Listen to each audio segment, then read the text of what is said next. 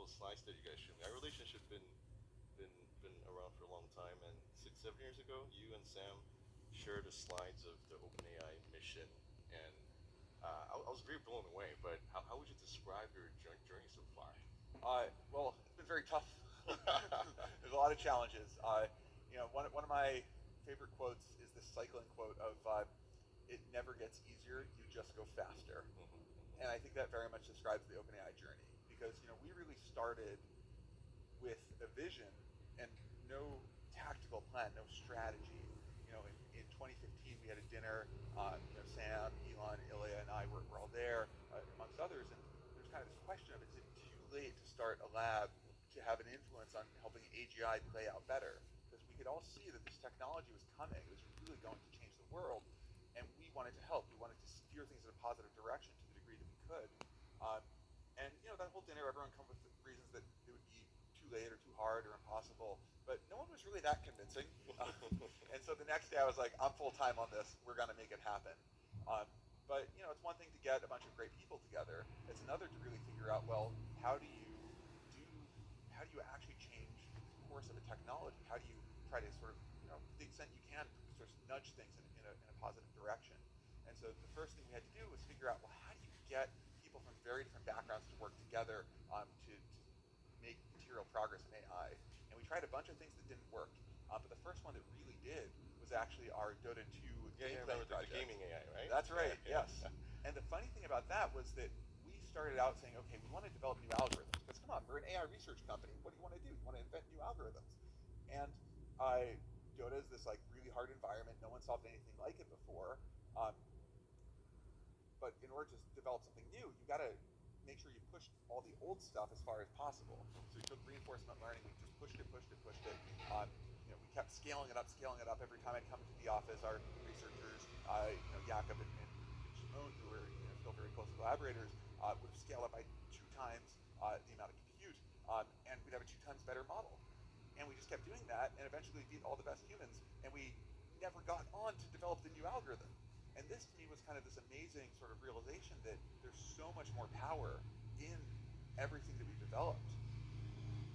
With computational power behind it, it can do things that you would not even dream of.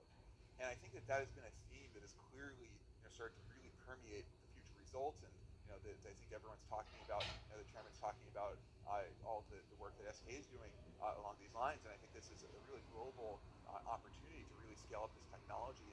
And there's always all these innovations that all kind of multiply together. We had our early language results. That people talk about GPT. right. But do you remember the unsupervised sentiment neuron? Yes, I do. Yes. So this was 2017. We actually had the very first one of these language model results where it learned semantics. And that was the moment where it was like, okay, like if you continue to scale this up, apply the same insights from Dota, then we're going to end up with something unprecedented. Wow, wow, that's amazing. And looking forward, I mean, what do you think you're going to be some of the main challenges or opportunities ahead in achieving these goals? Yeah, I mean, it's really across every facet, right? Our mission of trying to make this technology benefit all of humanity is about developing the technology, and that's hard, right? You need to, we set a goal of every year doing something that was previously impossible, and we've done that. I'd say for the past 7 years in succession. Every year we have something that kind of totally obsoletes the previous work in some important dimension. Um, but that's not it, right? You need to also. We thought we were in the software business. It turns out there's this massive infrastructure behind everything we're doing. You need the energy, you need the chips, you need this whole supply chain. Um, but there's also this impact, right, of really benefiting everyone. And so that's a question of adoption, right? Where does society want this technology? And this is, again, one thing I find very inspiring about Korea and kind of the Korean approach to AI is being very excited about the opportunities and really thinking about where can we deploy this? How can this fit in? Um, how can we grow a startup ecosystem? How can this help government? How can this help an aging population? All of those things. You have to engage with the risks, right? It's not all rosy. It's not all pure upside. Anything that's powerful, anything that causes change, it's going to come with downsides, and you need to mitigate those. But you need to first really lean in and say, what can we do to make sure we capture the benefits of this? and then make sure that there's something that lift up everyone, right? You think about whether it's services that are provided to citizens or developing new technologies that can benefit everyone. All of that has to happen. And so each of these, it's a hard thing. We kind of lean into each specific one. Um, and there's no one bottleneck. There's no one thing. It's like, oh, if you just solve this one problem, then mission achieved. It's really you need to do all these activities in concert for many years.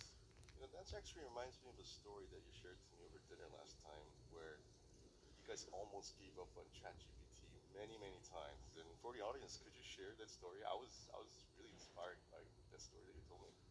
Yeah, we always knew that uh, that language was going to be important. It was just a question of when would it really work, right? With the GPT models, we kept scaling them up, and we had probably the hardest project that I've worked on at OpenAI was actually building our API because we had a language model which was GPT-3 at the time. We had no idea what people wanted to do with it, and so we said we're just going to make this available to developers and they'll figure it out. And this, as a startup investor, you probably would not invest in a pitch like that because you're supposed to have a problem you want to solve and no one cares about the technology behind it. And we had the exact opposite. But it still kind of worked. And that for me was this moment where you realize, okay, we actually can focus on technology development in this specific field because every business is a language business. Every sort of, right now we're interacting in language. So if you can build a machine that can help a little bit with that, it will already slot in. People don't need to change their behavior. So adoption will be quite fast and people will find how to use it. But now, in 2022, we developed GPT-5. That was in our API for quite some time. We had a team that had been working on this like chat thing, and we were literally paying people to use what became ChatGPT. We had this contractor force of 200 people who we paid them to talk to this model, and they maybe solve some tasks with it, but we get some feedback. But it was not anything that was really taking off. Um, but in late 22, we developed GPT-4, and it took we took GPT-4, we trained it with what was called instruction following at the time, which is just you basically had a data set which was a question, and then the language model is taught to provide an answer. And I was like, well, what happens if you just provide another question? And it very happily generalized. I was like, well, clearly I need to provide another answer, and it used the context previously, and you're just like, okay, you can talk to this thing, and you can have a real conversation, and it's good, and we didn't even try. Like, we were just trained to do this other task, and it just kind of generalized. And so, okay, this is clearly going to change the world. And we had this other infrastructure of this chat system that we were paying people to use, and we were just like, bring the two together, and that's going to work. So we actually released ChatGPT thinking, okay, this is for preparation for the thing people will actually want. But who's going to want this old GPT 3.5 model? It's so bad. Like, look at all the things GPT-4 can do. And that was our mistake, right? Was not sort of, realizing that we had updated, we had moved on, we had sort of started to see the flaws in everything. But for the world, it was all new, and that there were so many problems that no one had ever matched this technology to. And so, when we released it in, it was November 30th, I believe, of 2022. So yeah, I guess we're not even 2 years in. That's wild, isn't it? Isn't that wild? Yeah, time is totally distorted in AI. That was a moment where we got to see the world see this for the first time, and it was a really beautiful thing. It was a really beautiful thing. Yeah, what an epic story. OpenAI has recently launched a number of new products, features, and more recently, a new reasoning model. Can you tell us more about it? Yeah. So as I was saying before, one of the problems with AI, or one of the challenges, is you have this sort of very non-human strength and weakness factor. It doesn't really fit into how we sort of would have pictured an AI being created. And so we have these systems that are so smart in many ways, right? It just feels like GPT-4 is like what a smart human could do in like a split second. But you give GPT-4 a minute or 10 minutes to think hard about something that it didn't quite get right the first time, it's not going to come up with any better answer. And so this is clearly, maybe it's not the remaining piece to AGI, but it's clearly a remaining piece to AGI. And what we've been really trying to work on is to improve the reasoning capabilities, to really be able to double down on a specific problem. Because this is what we really want out of AI. We think of AI right now as this quick back and forth. You send a message, you get a response. You kind of throw it away. It's not really something that's a work of art. It's not going to win a Pulitzer Prize. It's not going to be the solution to how to cure a disease. It's not going to be a new technology. It's not going to be the idea for a new company, right? It's like we're not there yet. But those are all tasks that humans do. True. And those are all things that, that's what we set out when we started this company, to be able to solve tasks like that, to be able to help humans be able to achieve things we couldn't. And so that is ultimately what the reasoning sort of project is aiming at, is being able to spend lots of sort of, model thinking time on hard problems that really matter. And to me, this is very inspiring, right? It's like right now, GPT-4, it runs for like, I don't know, 10 seconds. Our new O1 reasoning model, which is the very first beginning of this new paradigm, maybe you run it for a minute, you get some great answers. We're starting to, with enough computational power, be able to get a gold medal on things like the International Computing Olympiad. But what you want is you want to spend a month, or you want to spend a year of one of these giant, 5 gigawatt data centers, just all working on a problem that matters for humanity. And at the end, produce technology that then benefits everyone as a solution to some complicated coordination problem of how do we actually work together on climate change, and something that will really, really change the world. So that's where we're going. We've got a few steps to complete in the middle, but that's what OpenAI is about. I see. And as we move from chatbots to new reasoning models that you just described and even beyond, what use cases are you most excited about, or even personally? And in addition to that, what industry do you think will be most impacted? Yeah, the thing about AI is it's such a horizontal technology, right? It really touches every single industry. And the applications that I'm most excited about, it's hard to pick in some ways, but healthcare, I think, is one that I think can really be transformed, and is already starting to be transformed. Think about healthcare. It's one of these things, too, where the human baseline is actually, like, there's so much room for improvement, because it's a personal story. So my wife recently got diagnosed with a rare genetic condition. It's actually probably not as rare as it seems. As we've been doing more research, I think it's one of those things that actually is just undiagnosed a lot of the times. And the reason for this is called hypermobile airless downless syndrome, is that it affects every system in the body. And so that means that if you go to any specialist, they're looking at their little piece of the elephant, and they're like, okay, well, you have this particular issue, and they look at what the most obvious things are for that particular issue, but no one puts together the fact that, wait, you have 30 different weird issues across your whole body. Maybe there's a common cause. And this is the thing that AGI, and even just today's AI, can be much better at, right? It's like we actually have systems that are great at taking information across lots of different domains and integrating them together. I've talked to many people who had a specific disease, didn't know what it was, worked with ChatGPT to figure it out, and then were able to pursue a cure and actually be cured. So that, to me, it's just amazing. It's just upside. It's something that can be so great for the world. Right. Well, let's switch gears and let me ask you some questions related to the AI infrastructure. To support all these future applications that you just mentioned, we need robust infrastructure, just like Chairman Chen just mentioned today.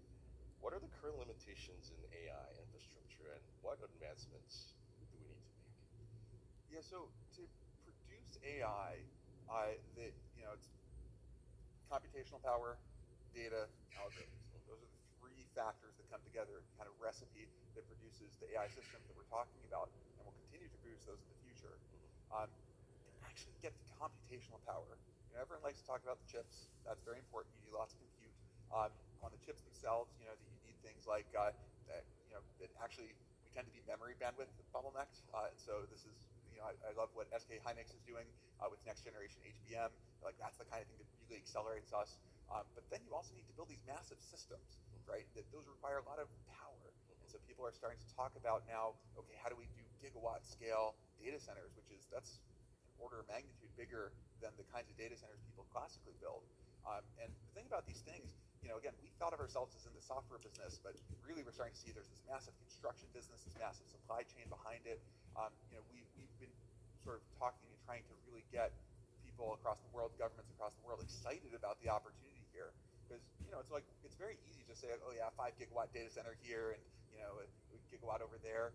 But a 5 gigawatt data center, that's like 80,000 jobs to build that. right? 80,000 jobs to build this, and once it's up and running, you're talking many thousands of jobs to keep maintaining it and keep it running, and that this system is something that can deliver these huge benefits, and that there's many of them in the world. So I think that really getting really getting the world to understand that there's this massive increase in demand coming, that we have been so compute bottlenecked in terms of our AI and the ability to get the AI out there, not just to develop it, but really to get it integrated into the world.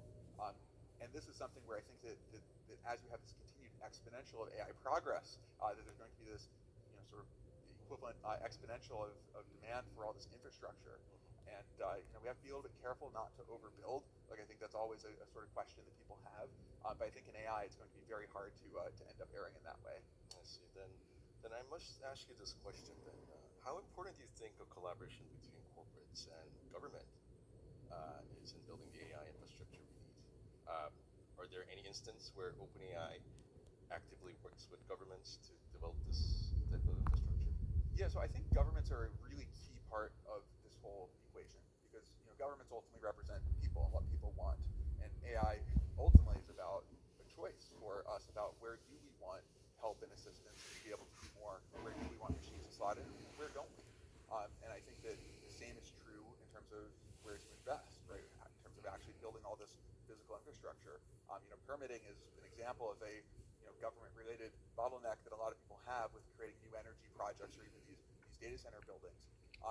But I think that Korea, for example, recently announced the President's Council on AI, and clearly is really trying to get serious about saying how can government help here. And that's something I really respect. Like, I think that's really going to make a difference. I've been inspired by the Korea Cyber Korea 21 initiative back at the end of the 90s, and that was like, let's invest in broadband, and it worked. Like, Korea's one of the most advanced nations when it comes to internet, everyone, just like penetration of broadband. I think it can really work in AI too. So I think that the willpower, really saying that this is something we are committed to as a country, as a people, that's something that I think can really help increase competitiveness. And again, that I think the whole world benefits from everyone investing in AI and trying to figure out how to really help it, how to develop it, and where it should integrate in the world. I see. And just like what Chairman Chen mentioned earlier, SK aims to establish a strong foundation for the future AI ecosystem, focusing on AI data center solutions to meet this, change of AI era. What are your thoughts on this strategic direction and any potential partnership with OpenAI?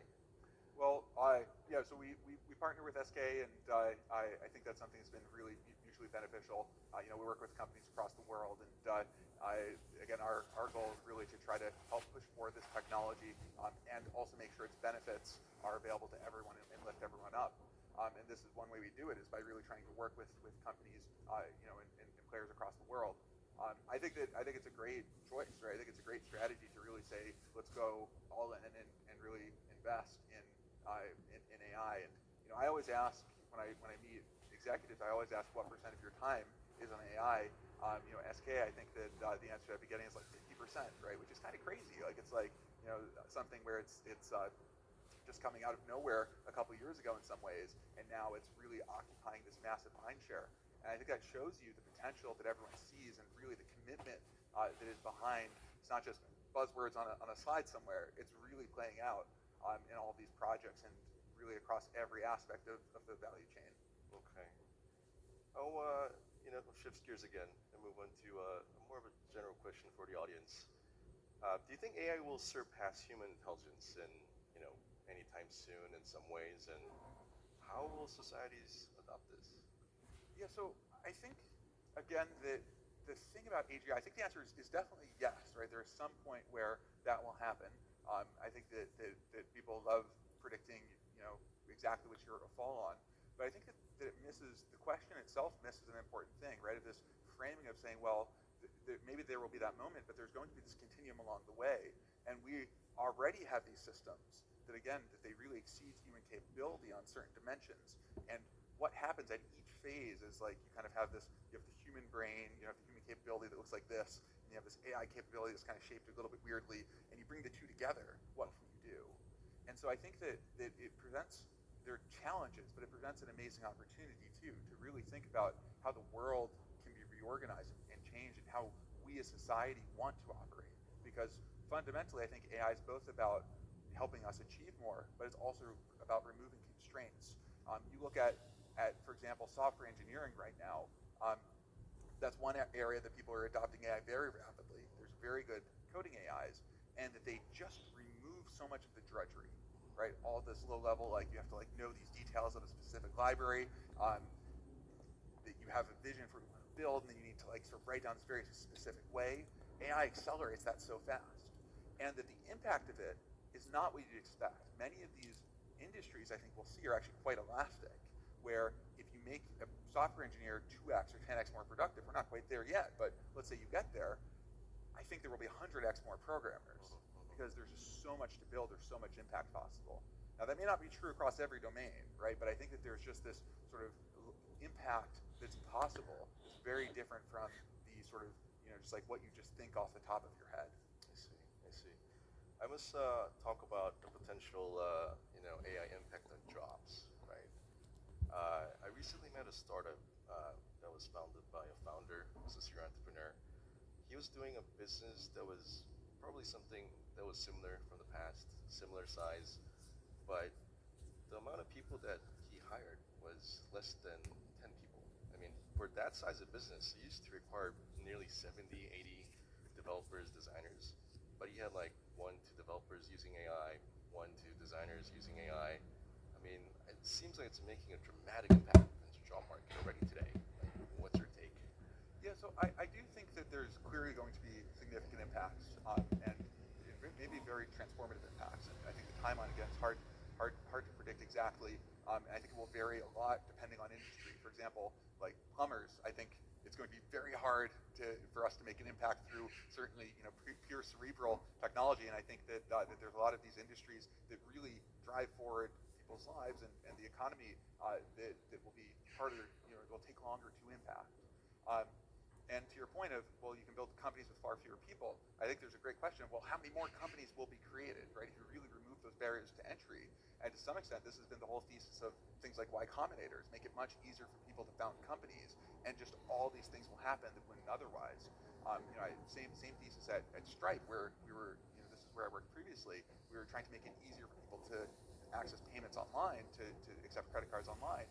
And our thesis was we're going to increase the GDP of the internet. So I think that there's these very interesting sort of impacts that are possible.